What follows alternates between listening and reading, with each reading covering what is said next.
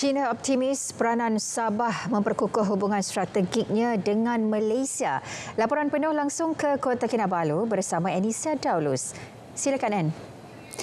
Ya, Zahira, China menekankan peranan penting Sabah dalam memperkukuh hubungan strategik China dan Malaysia, khususnya dalam kerangka pembentukan komuniti berkongsi masa depan China-Malaysia ke peringkat lebih tinggi.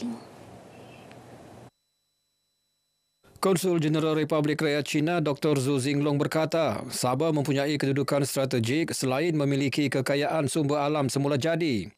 Beliau optimis hubungan ekonomi serta pelancongan antara China dan Sabah menunjukkan perkembangan memberangsangkan.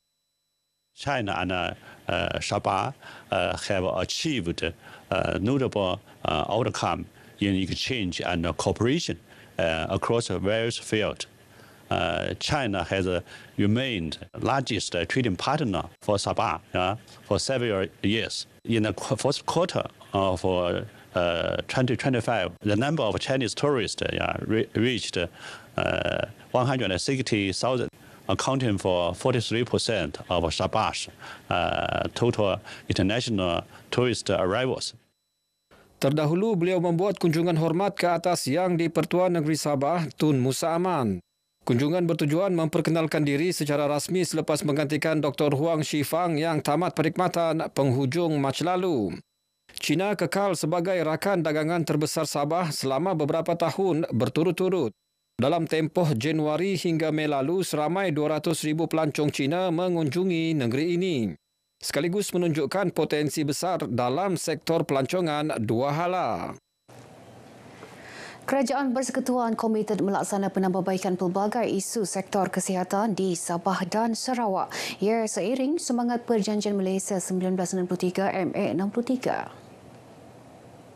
Menurut Timbalan Menteri Kesihatan Datuk Lukan Isman Awang Sauni, ia merangkumi usaha menambah baik infrastruktur kesihatan, mempercepat pelaksanaan projek baharu serta meningkatkan akses perkhidmatan kesihatan di kawasan luar bandar.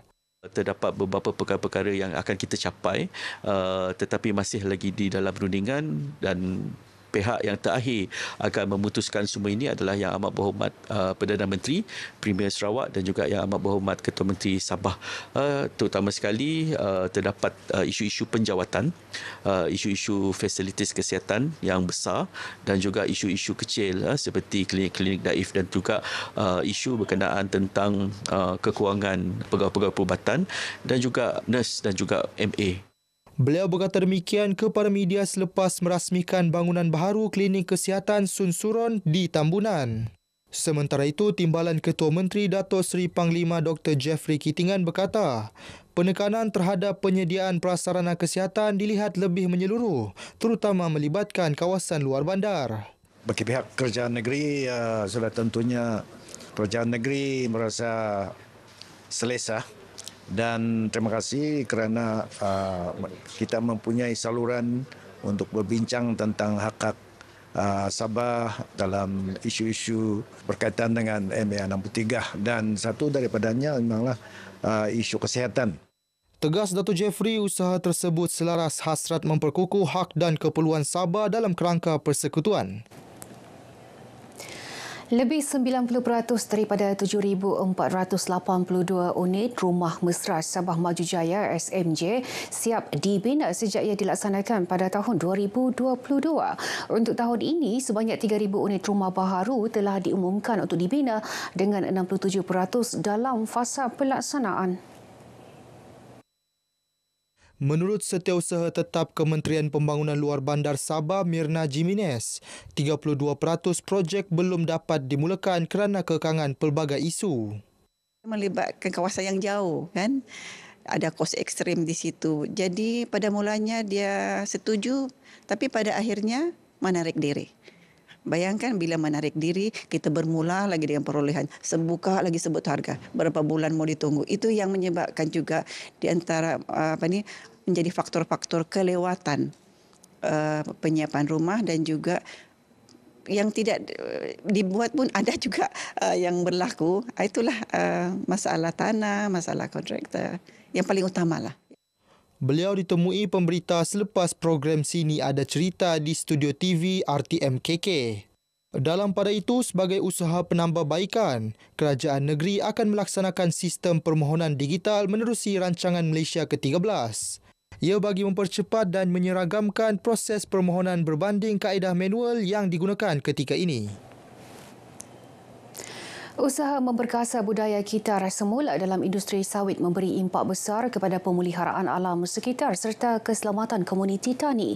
Ia selari agenda 2030 dan gagasan Malaysia Madani yang menekankan pembangunan mampan, inklusif dan berteraskan ihsan. Timbalan Menteri Sains, Teknologi dan Inovasi MOSTI Datuk Muhammad Yusof Abdal berkata, penggunaan semula bekas racun makhluk perosak dikawal rapi mengikut piawaian alam sekitar. MOSTI turut menyokong inisiatif penggunaan teknologi tinggi bagi meningkatkan tahap keselamatan komuniti sektor pertanian. Kita tengok dulu show daripada Jabatan Pertanian bentuk macam mana dia nak. Tentunya kita pun ada pendekatan dari segi safety. Kita tahu kita ada teknologi. InsyaAllah kalau ada itu nanti kita usaha bersama lah tengok macam mana. Kalau sesuai untuk diteruskan, kita serah pada Jabatan Pertanian. Beliau melancarkan program Kitar Semula Bekas Racun Makhluk Perosak dalam Industri Kelapa Sawit 2025 di Ladang Rima KLK Berhad di Lahad Datu. Sabah mencatat kadar kemasukan bekas racun makhluk perosak tertinggi di negara ini setakat Mei lalu. Ia melibatkan 3,537 tan di Tawau, 1,561 tan di Kota Kinabalu dan Sandakan 1,216 tan.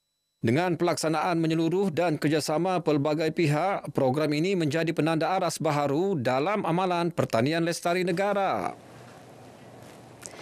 Beri sokongan kepada prospek wanita selepas tamat tempoh hukuman. Program Wanita Sejahtera @JHWK bersama penghuni penjara wanita Kota Kinabalu menjadi platform merealisasi inisiatif itu.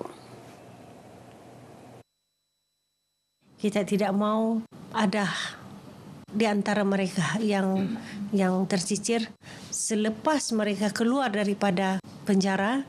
Kita mahu mereka ini disantuni ataupun dibantu.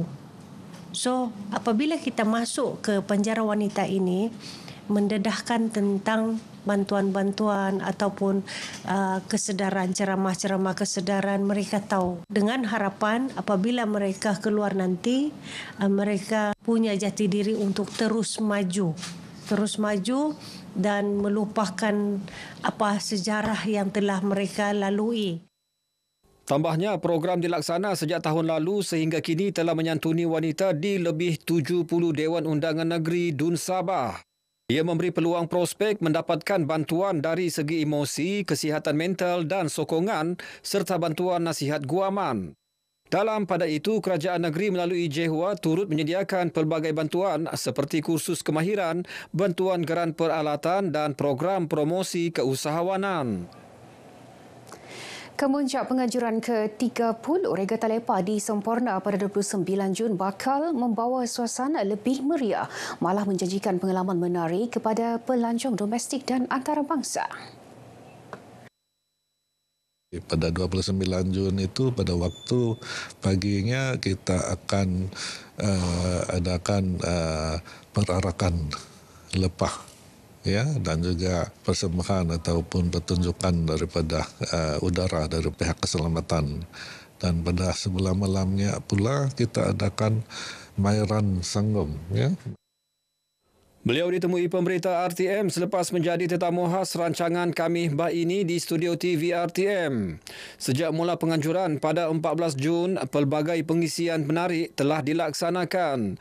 Regata Lepa mempromosikan budaya dan keunikan tradisi suku kaum Bajau dan menjadi salah satu daya tarikan pelancongan Sabah. Tingkat kesedaran terhadap kelestarian lautan Ocean Celebration 2025 OC25 menjadi platform pendidikan dan tindakan kolektif demi kelestarian lautan. Program anjuran Universiti Malaysia Sabah UMS itu akan melabuhkan tirainya esok. Sepanjang penganjurannya sejak 9 Jun lalu, pelbagai pengisian dilaksanakan.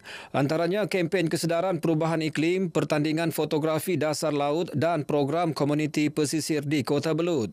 Berucap dalam majlis perasmian OC25, Naib Chancellor UMS, Profesor Datuk Dr. Kasim Mansur berkata, program ini menekankan peranan penting lautan dalam menyokong kehidupan, selain keperluan mendesak untuk memelihara biodiversiti marin.